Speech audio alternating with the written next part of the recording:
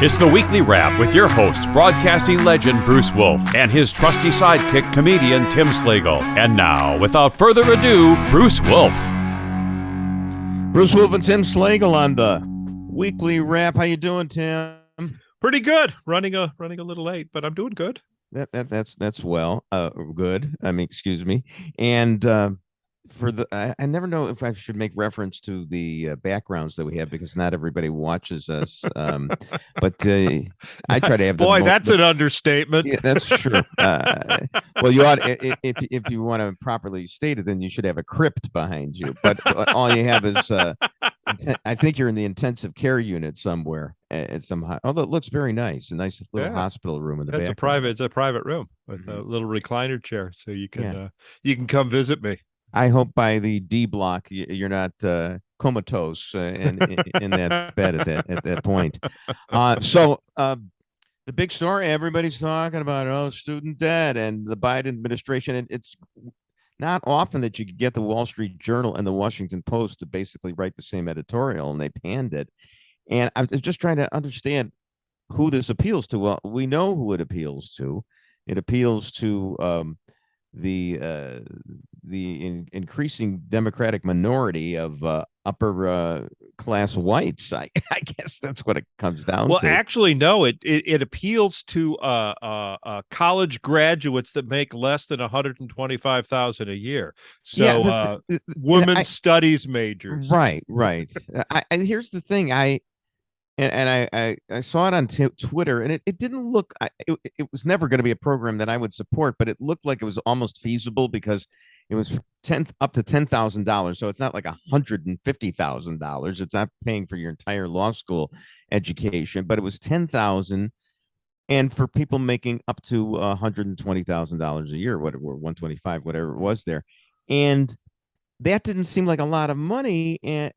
So I was saying, what does a Yale graduate make? And somebody sent me back some graph that showed that after 5 years, Yale graduates average only like about $95,000 a year. And I'm thinking, well, that's got to include trust fund babies. That just didn't sound like any money for a Yale graduate.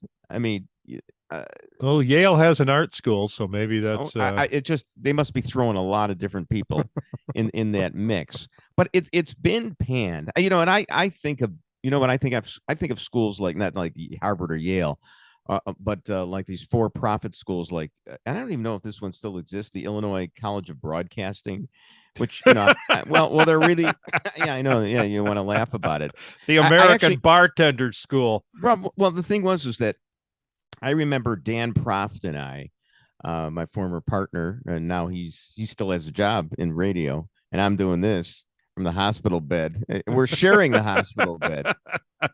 You're very nice. Just stop spooning, okay? Do you remember when Dean Martin came on to the Jerry Lewis telethon? I'll never forget that moment. As Frank Sinatra said, "We got a friend of yours, Jerry," and Dean Martin comes out, and Jerry goes, "So, Dean, you still waking?" Oh my God! Some rivalries never end. I think they're probably fighting it out in heaven's right. Well, one of them's in there, but so Dan Proft and I are at this Illinois College of Broadcasting, and we were asked to speak before the students. And I love the guy who was running it at the time too. He used to like double as like a floor director at some of the stations TV stations that I worked at. But yeah, did you ever see that episode of the Mary Tyler Moore Show where Ted Baxter, I guess, had a broadcasting school, and so he brought all his chums from WJM, and they spoke to these broadcast wannabes, and it was painfully comic, and it was like that because I remember Dan was basically giving his gubernatorial stump speech before these people and talking about value propositions, and I raise my hand in the back and say, "What is a value proposition?" And Dan was just, serious as a heart attack, which, hey, politics is serious business. But, there were people in there with green and red hair, on one head. And these are the people that were taking out loans to get into the great world of broadcasting. Yeah. And you'd see like the success stories. They give you a list.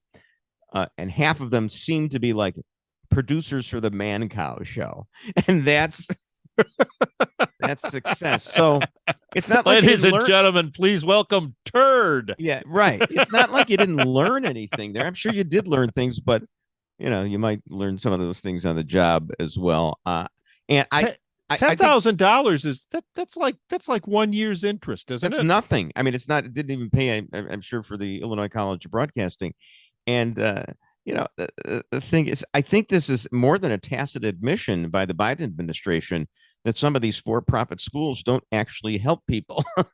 Now, but forget about the for-profit ones, because the thing that really irks people is that the Harvard and Yale graduates are making money, are taking advantage of the situation. Lawrence Tribe, the Harvard law professor, loves it. So if he likes it, it's got to be a bad thing. And really, why are we subsidizing the rich? And I saw somebody come up with, well, why do we pay money for flood relief for people who don't have to live on the coastlines? So, I mean, we're helping the victims of academic fraud, basically. Right. Well, and the reason it's fraud is because the government subsidizes it in the first place. So they give out these loans, and then they restrict the number of seats in academia. So that jacks up the price for everybody, and you don't have to come up with a quality education, and they don't. So people are onto this scam, but everybody still somewhat buys into the belief that you have to be credentialed, and easy for me to say, guy who went to Northwestern and also has a law degree. So, but I didn't use it until now. So if it wasn't the government giving out the money, I mean, if it were actual creditors, right, it would seem to me that they would give out money based on the major that you're going for, that the expected return and the professors get paid that way, because I remember when at UIC some of the instructors were going on strike, and you could almost sympathize with them because they were making $30,000 a year. Yeah, there were professors making $200,000 a year, but those were the ones that like were in the sciences, something that was tangible and mattered. So I can understand it. I wonder professors making $30,000 a year. How long ago was that? It wasn't only a few years ago. I mean, they were instructors. They weren't professors. They were instructors. Okay. So they were graduate students, and that was their part-time gig. Is this possibly a Tea Party moment? Because remember, what inspired the Tea Party was that everybody's mortgage was going to be forsaken. So now it's college education, and that can get a lot of people angry, especially if you're paying a lot at the pump and you don't have a college education, and now you've got to subsidize somebody who's going to be rich in a few years anyway. I'm wondering if this will somehow resurrect the Tea Party wing of the Republican Party. Yeah. The kids that worked right out of high school are going to have to pay for the summer breaks of the kids that took a 4-year delay. Yeah, there was an article, I think it was in Money Magazine, I saw, and this always cracked me up. And it was the top 10 most worthless degrees. And the top two, we'll just get right out. Archaeology was number one. Number two was theater.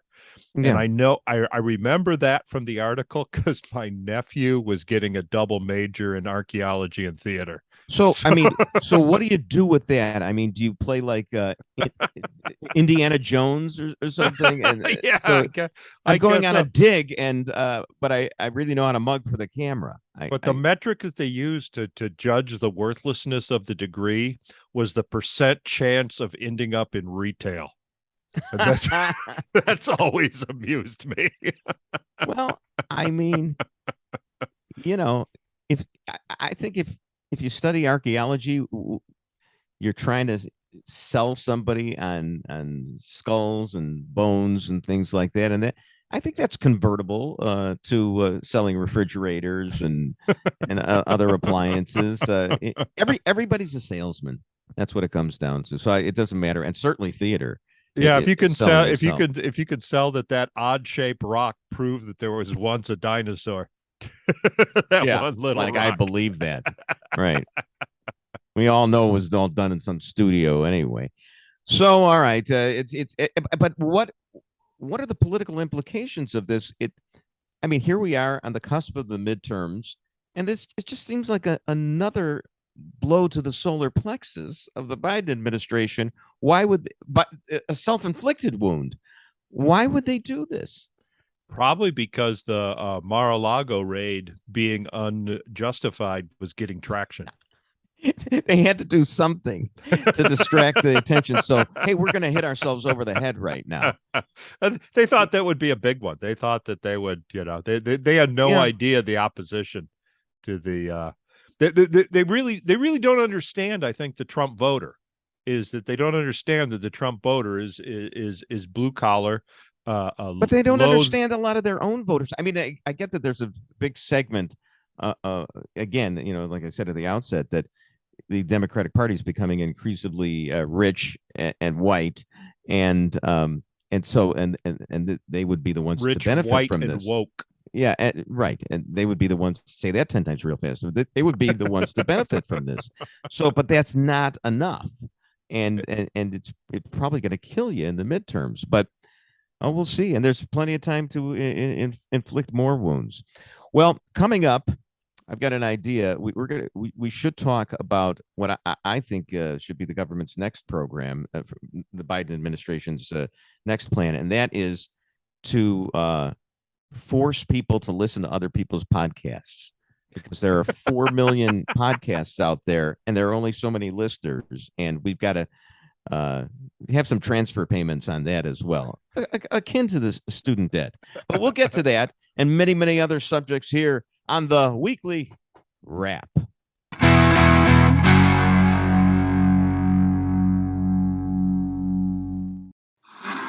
We have breaking news from the White House. Dr. Anthony Fauci is retiring. The man who led the U.S. response to the COVID-19 pandemic is stepping down from his role as the director of the National Institute of Allergy and Infectious Diseases in December.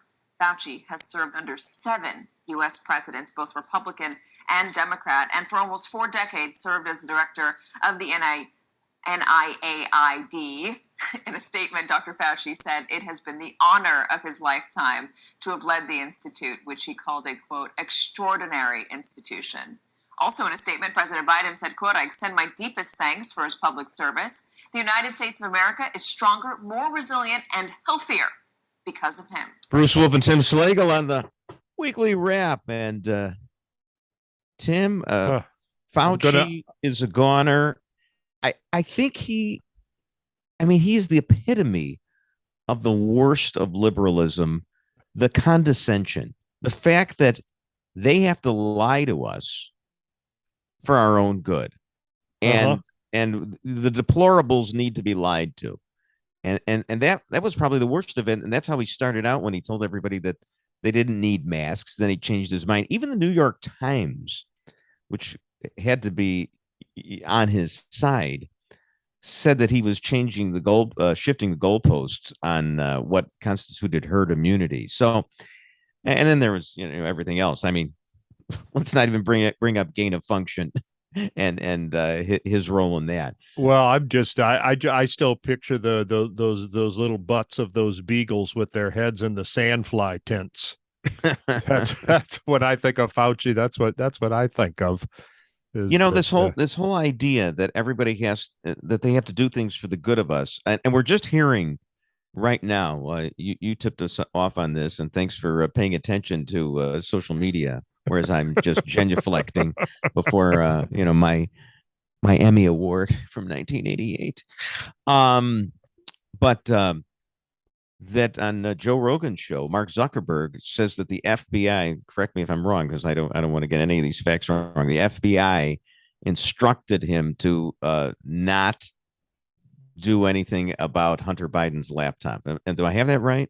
Yeah. They told him they essentially told him that it was Russian disinformation, so that he probably shouldn't. And it was probably a very thinly veiled threat. It's like, boy, I'd hate to have to haul you in for help messing with another election, Zuckerberg.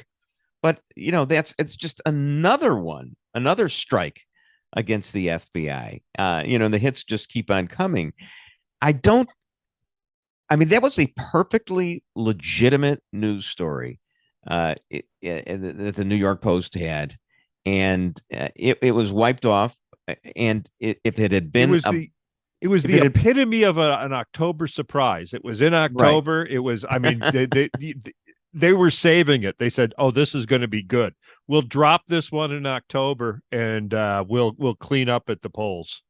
So yeah, Zuckerberg says that Facebook used its algorithm to suppress Hunter Biden laptop articles for 7 days in 2020, and the FBI warned his team of an impending Russian disinformation dump before the story broke. Well, I don't know how much that in the headline means that the FBI put the pressure on, but I mean, does it say that? Is there that causal nexus there? I'm not really sure about it.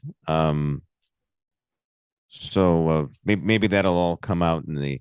How long into the 3.5-hour interview with Zuckerberg did it take for this information to come out? Because isn't Rogan the kind of guy who will bury a lead? So, but I have no idea if he did it here, and I'm still not sure exactly what this is saying, because this is my de novo look at this. How much pressure there was by the FBI.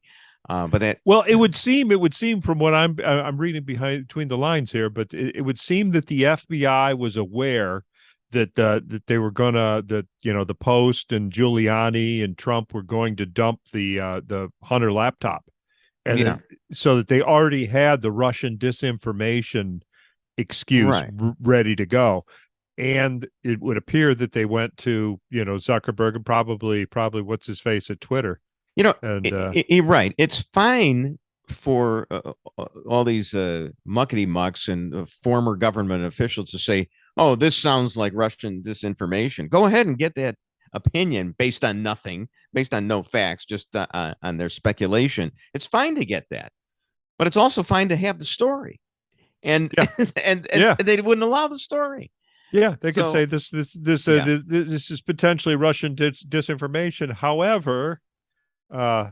There he goes. There's Facebook throttled Hunter Biden. This is from Tech. Facebook throttled Hunter Biden article after being warned by FBI of hack and leak operations. Zuckerberg says, "Okay, that's USA Today." So yeah, this will be, and this is just coming out. Well, that story was from October of 2020. That I just read the headline on. Huh. But what's going on right now? It would. Did this just happen now? I think Zuckerberg was just on Rogan show. On Rogan. I think they just dropped the Rogan show with Zuckerberg on it, and he we're like a live newsroom right now, even though most of you will see us on tape or hear us about a week late, about a week from today. Yeah, and they're going to go, boy, those two clowns fell for that FBI Zuckerberg story. Yeah. Let's take a look at their laptops. What's on it? So, this is real time. It's like a working newsroom that we have here. It's the first working newsroom I've been in where my partner is in a hospital bed.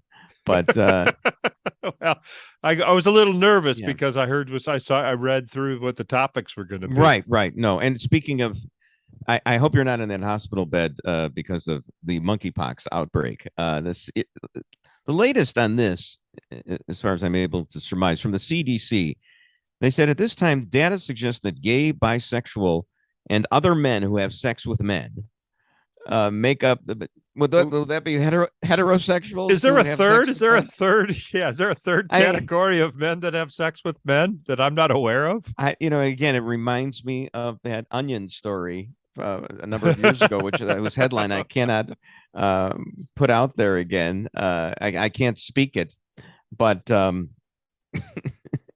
but that was a heterosexual saying, why are all these homosexuals trying to have relations with me? Have some sort of relations with me. Thank you for the euphemisms there. I think if you put 1,000 monkeys in a room and with typewriters, 1,000 typewriters, you would come up with the CDC definition. And they'll write that anyone could get monkeypox. My regardless favorite line was from David Letterman. He once said that if you put 1,000 monkeys in a room with 1,000 typewriters and left them there for 1,000 days, the stench would be unbearable. But to say that anyone is at risk, I mean, if anyone can get it, I'm willing to make this trade.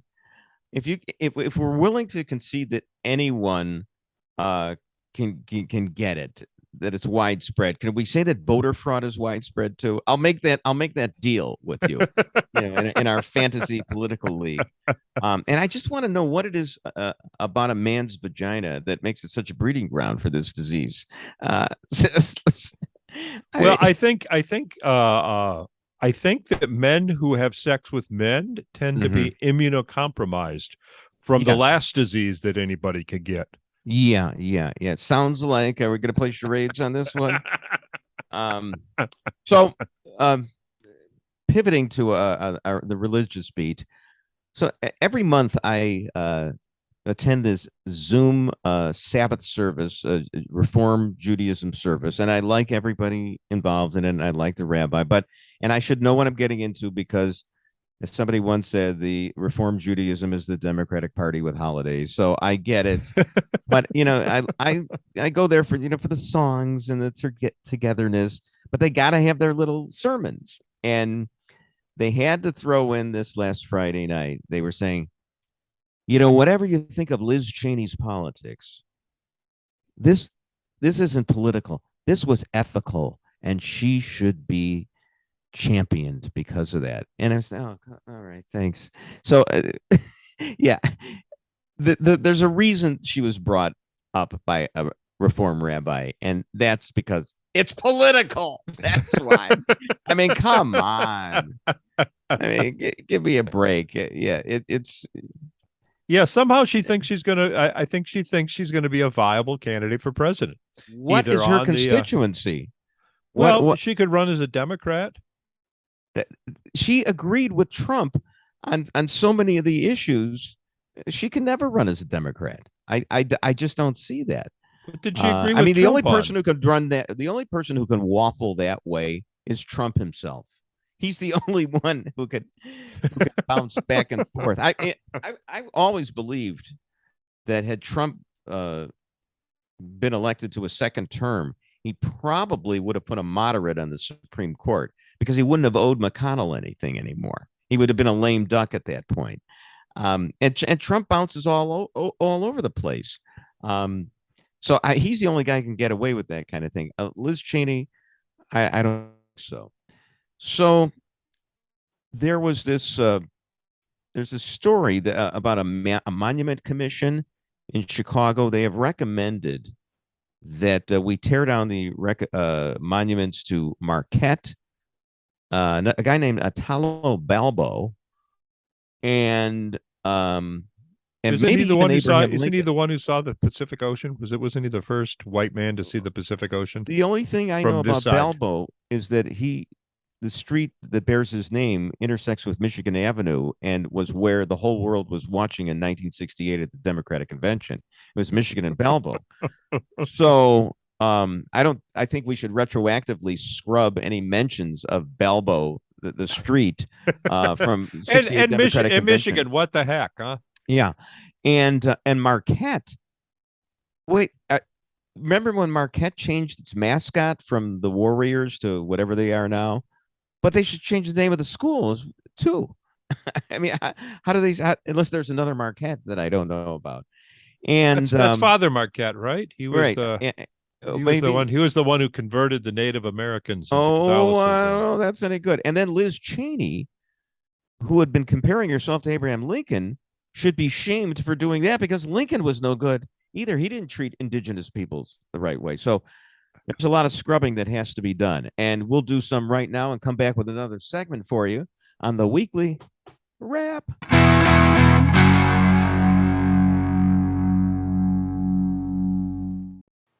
They pushed the Russian collusion hoax. They pushed the Jussie Smollett hoax.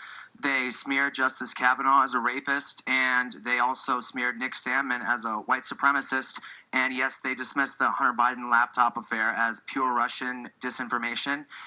With mainstream corporate journalists becoming little more than apologists and cheerleaders for the regime, is it time to finally declare that the canon of journalistic ethics is dead or no longer operative?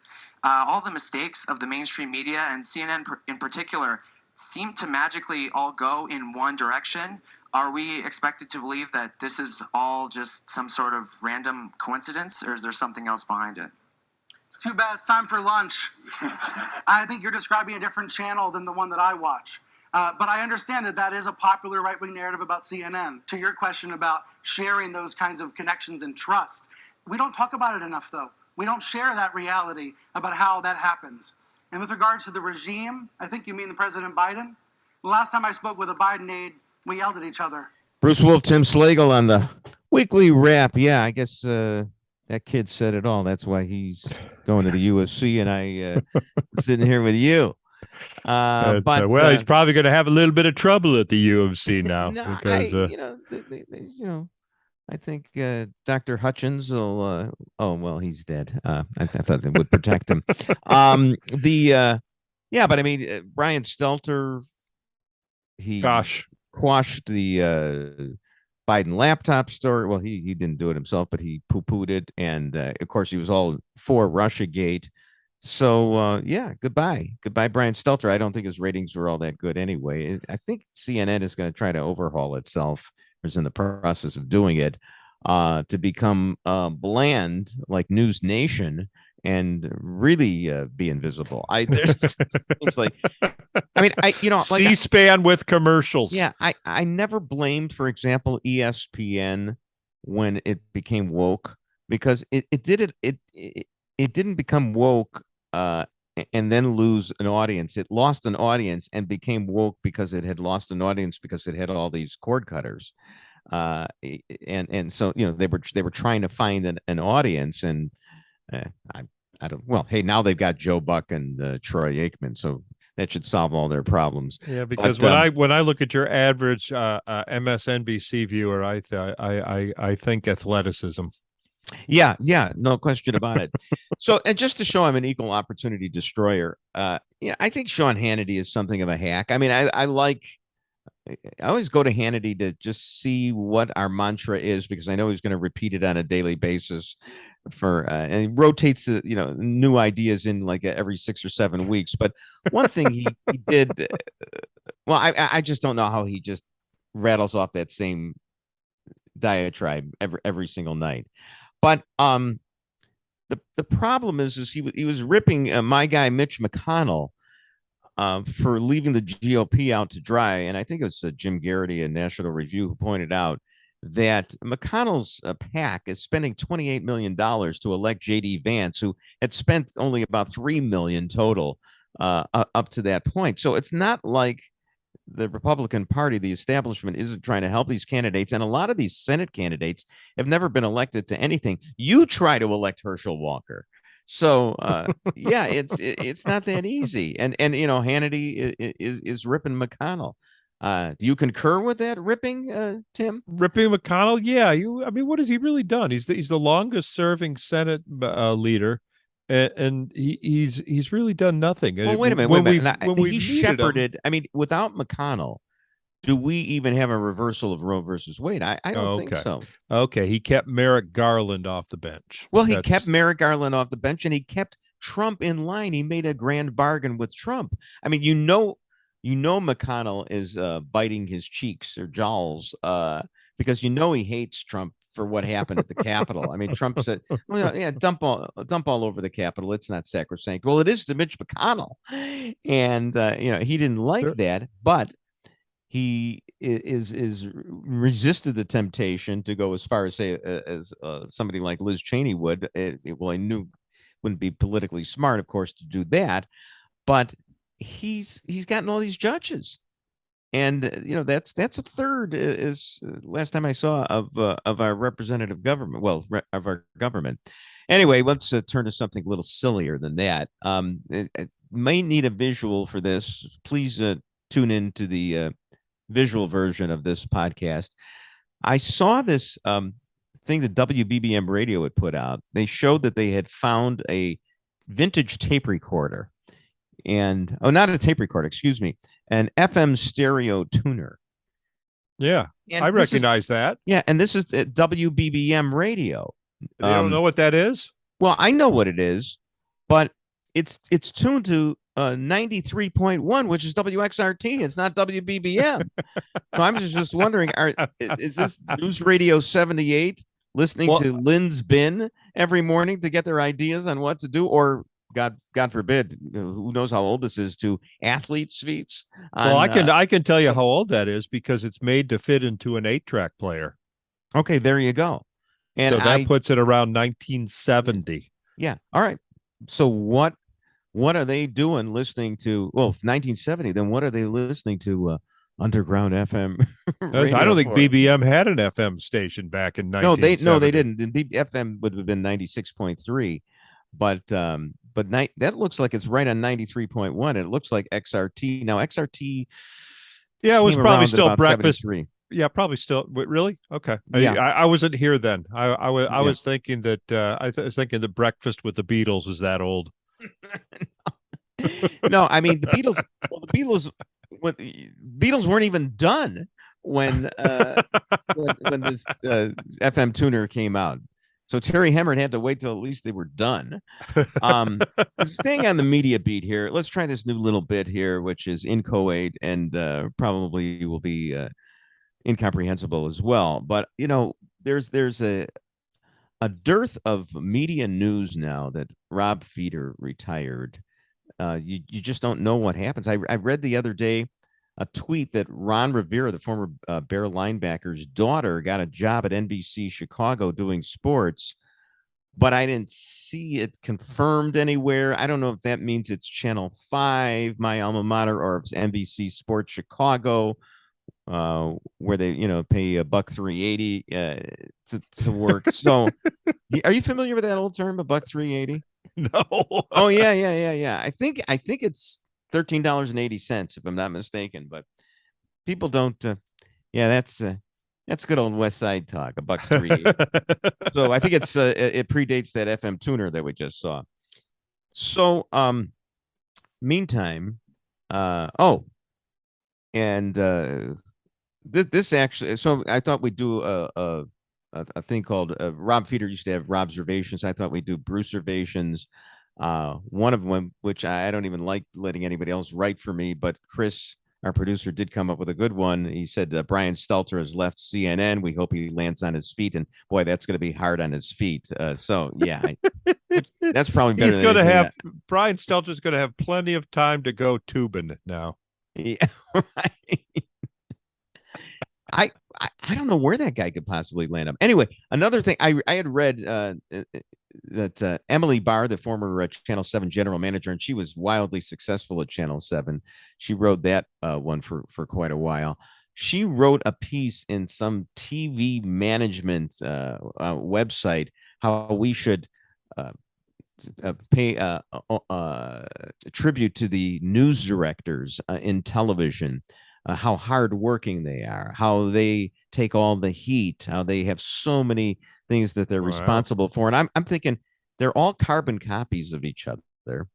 First of all, in Chicago, you have to be named Jennifer in order to be a news director. No, there were two of them at one time in Chicago named Jennifer. It's like if you're a late night host, you got to be named Jimmy. Right, exactly. So I had a Brucervation, former Channel 7 boss Emily Barr, who once, I should do this in a cup voice, I think. Former Channel 7 boss Emily Barr, who once told me practically her whole life story in a 30-second elevator ride, literally an elevator pitch, risks getting monkeypox from this loving act performed on your fungible newsroom Jennifers. Yeah, she was too, and I don't even know if women can get it, but if they can get it, she risked getting it for what she did to those women. All right. So that is our day. Oh, one other item there. Mark Giangreco and Janet Davies seen spooling spaghetti in booth 1 at Fritzl's. Okay. And they had to compete with Sid Luckman for that booth. all defunct entities. And let's see, what else do we have here? Did you see? Oh, you remember I was going to mention, I mentioned before that we should have a tax for podcasts, that there are 4 million podcasts out there. And I think it's 4.4 million podcasts. Wow. And there are, help me with the math on this. And there are 330 million people in the United States, something like that. Let's call it 320 to make it even. So if you forced 80 people to listen to each podcast, then every podcast would get at least 80 listeners. Wow. So, and that would be a boon for us. I think it would be. I think it would. we don't cancel my student debt. Give me the 80 listeners. I'm surprised there's only 4 million podcasts. That's maybe it's my industry, but it seems to me that everybody I know has a podcast. That's a lot of people. 4 million people. Did we have that many? Did that many die of COVID? What's the higher number, podcasts or COVID? You come back after the next segment and tell us. You'll win a prize. Bruce Wolf and Tim Slagle on the weekly wrap.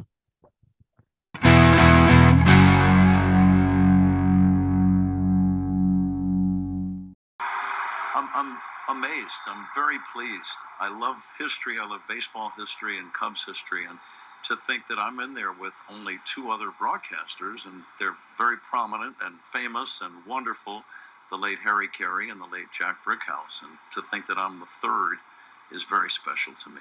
Very special. Bruce Wolf and Tim Slagle on the weekly wrap. Do you ever listen to Cubs baseball, Tim? No. Yeah, okay. It's a sports block. It's always my favorite. Yeah. It's the one where I'm the most knowledgeable. Just boo and hiss in the middle of, whatever you feel like. It razz me. I don't care. I'm glad he got in the Hall of Fame, though. I have it's no not idea even a who big he Hall is. of Fame. It's the Cubs Hall of Fame. It's not it's Cooperstown. Oh. I mean, I guess it's a step up from the WGN Walk of Fame, which last I heard was they threw all the plaques or bricks or whatever it was next to the transmitter, and then they buried him or something. Anyway, Pat Hughes. Actually, I heard him last night. As I was listening to the ball game, I was driving and I listened, and it was the 7th inning stretch, and he had Ryan Sandberg on, and it was the second best stretch interview of a celebrity I've ever heard. Ryan was talking about, they were playing the Cardinals, and as you well know, because you don't care one whit about this, on June the 23rd, 1984, Ryan Sandberg hit 2 home runs off Bruce Sutter, the ex-Cub, was then a Cardinal, 2 homers in a nationally televised game, and that catapulted the Cubs into first place in 84, and they went on to, they didn't win the World Series, right? Yeah, Leon Durham let a ground ball through his legs. But they went on to disappointment. Yeah. But, it was a stepping stone to the next disappointment in 2003. And then finally in 2016, it came to fruition. But it was a big moment. He hit 2 home runs in that game, and again, off Bruce Sutter.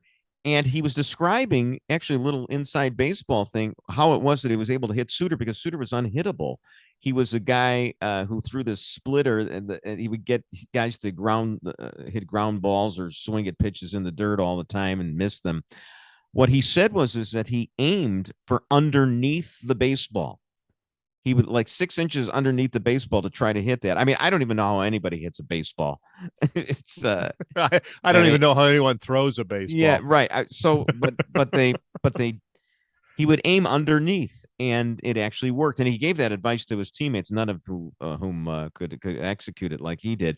But I thought that was at least a little bit interesting, because most of these celebrity interviews are just fawning moments, and not a lot of substance is discussed. But that was like a little baseball moment of no interest to you, but a little bit of interest to me. Yes, sir. No, it's a little bit interesting. But meantime, I said it was the second best interview of celebrity, because of course the best interview of celebrity during the 7th inning stretch was of me, of course, and that was in August of 2002. It was a Cubs Houston game. I was invited to sing during the 7th inning stretch, and actually before I got to sing, there was a rain delay. So I was in the booth with Pat Hughes and Ron Santo for about an hour and a half, and we were vamping.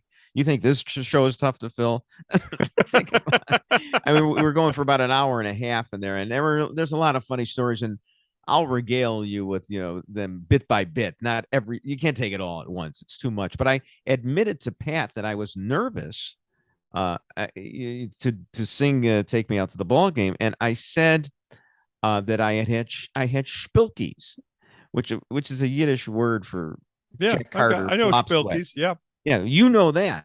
I knew that. But somewhere along the line, Ron Santo uttered some non sequitur, and we got lost. And then Pat looks up at me because I was in the row behind him in the booth, and he looks up and he says, "Bruce, what in the world are schmilkies?" So I thought that was the quintessential Goyish moment, and that's why he deserves to be in the Hall of Fame. But he was a very nice guy, and I thought it was funny. And that story kills if you're ever doing something for the B'nai B'rith or the United Jewish Appeal. You tell that story, they'll go wild. Schmilky sounds like a made-up candy from a Mel Brooks film. Yeah, probably. I think it probably is where it originated. It's probably not even Yiddish. So anyway, turning to even more sports. No, I was just thinking, how golf is something that we can all relate to, especially Phil Mickelson earning $200 billion a year on the LIV tour. But, in any other sport, you don't have a pro-am where, just ordinary people, you actually have to be a halfway decent golfer, can play one day during the tournament before the actual tournament starts, but a tournament week, they can actually play with the pros. I mean, you don't see doctors doing that, saying, "Hey, come on in, help me take a lung out." It doesn't happen like that. Also, all people who watch golf are golfers. They are would-be golfers, and either that or they have insomnia. Right. And it's the best works. thing. It's the best. It's the antidote. So. And there's all this instruction that you can get on YouTube or in many other places, and all these metaphors that are used to help you to learn how to swing a golf club. My favorite one of which I believe was from Raymond Floyd, who said, "When you complete the swing, you're trying to park the car in the garage." Now, mind you, you're talking about a golf club over your shoulder, and that is parking. Somehow you're supposed to think, while you're swinging at 70 or 80 miles an hour, to park the car. Could you imagine that imagery going through your head while you're trying to swing a golf club? Okay, I got to park the car in the garage right now. Is it an electric door opener? Is it manual? Is there another car in the garage right now? Do I have to squeeze in? That would explain why women have different tees. Yeah, I there you go. There you go. Anyway. One more sports thing before we get out. I've come to the conclusion that the Bears quarterback, Justin Fields, sucks.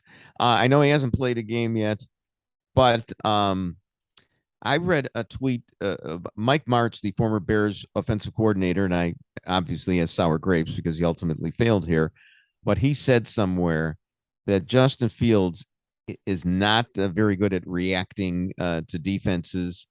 He's not necessarily the most accurate thrower. And on top of that, he's got personnel surrounding him on the field who are awful. So you put those three ingredients together, and you, as somebody have a Bears Detroit, quarterback. from somebody from Detroit who remembers an 0-16 season, I think you can see that it's probably not going to be too good for Justin Fields this year. I mean, I'm thinking that the proposition bet this year should be, in what game will he suffer a season-ending injury? Because he's probably going to take some risks that he shouldn't. He'll run with the ball when he shouldn't, and he's going to be plastered like Michael Vick used to get plastered. I always thought, remember when Michael Vick ran into a lot of trouble because he wasn't the most polished person in the world, and he wound up. What was he? Was it dog fighting that he was participating in? I mean, he He would arrange. Oh yeah, dog yeah. No, I fights. do remember. Yes, he actually. Yeah, there were dog fights, and he was actually hosting dog fights. Right, he was hosting dog fights. So, I thought, and of course, you had the animal rights activists up in arms, and he got into a lot of trouble for that. I, of course, was the president. Dr. Fauci liked it though. Well, I was the president of PETA, the People for Ethical Treatment of Athletes, and I thought that Michael Vick should be protected because he was always putting himself in harm's way, and he was always getting hit by these bruising defensive players. And how about somebody looking out after the welfare of Michael Vick? And I was a minority of one on that count, but I'm used to that. So there was this. I saw this tweet from Vice about Dice, Andrew Dice Clay. And, it says in the late 80s, this is from Vice TV, in the late 80s, Andrew Dice Clay was one of the biggest comedians in America. Hear more about how the controversial comic and actor rose to stardom while finding a massive base with white men across the country. Catch Dark Side of Comedy tonight at 9 on Vice TV. And, I'm thinking to myself, boy, they really know how to wreck Dice Clay for me. I mean, they turn it into this. Obviously, he was some sort of racist, sexist. This has got to be Little Miss Muffet's revenge, right? Do you recall were that? You a fan? Were you a fan? I thought he was a one-trick pony, but I laughed the first time I heard the poems. Yeah, me too. In third grade. Sure. Well, but they were twists on that. Okay. Yeah. No, that's exactly how we told them in third grade. Oh, did you? So in other words, Andrew Dice Clay plagiarized your act. It was just it wasn't my act. It was just little jokes that you'd read on bathroom walls or the kids would share between each other. Well, maybe it was in his delivery. Maybe you're a little bit envious of the delivery of a Dice Clay, who later on legitimized himself because he was in at least one Woody Allen movie later. And did a pretty good job acting. So, don't take away my Dice Clay from me. No, that's okay. If you enjoyed it, at the time it was like, seriously, why am I writing? Well, I could understand. Why am I working on my act? Yeah, I could understand how a stand-up comedian would really be upset about. Wait a minute, all I got to do is go hickory dickory dock and say, "What's in the bowl, lady?" I understand. No, I understand. But for the hoi polloi out there who like a bad joke, it was a fine moment, and so I want to apologize for having brought him up, Tim. That's okay. It's more interesting to me than sports. I'm working my way back into your good graces. All right. We hope you enjoyed this show. Bruce Wolf and Tim Slagle on the Weekly Wrap. And that's the Weekly Wrap on radio and television. Follow Bruce at Bruce Wolf Shy on Twitter and Tim at timslagle.com. The Weekly Wrap with Bruce Wolf, a CP Pods production. Copyright 2022.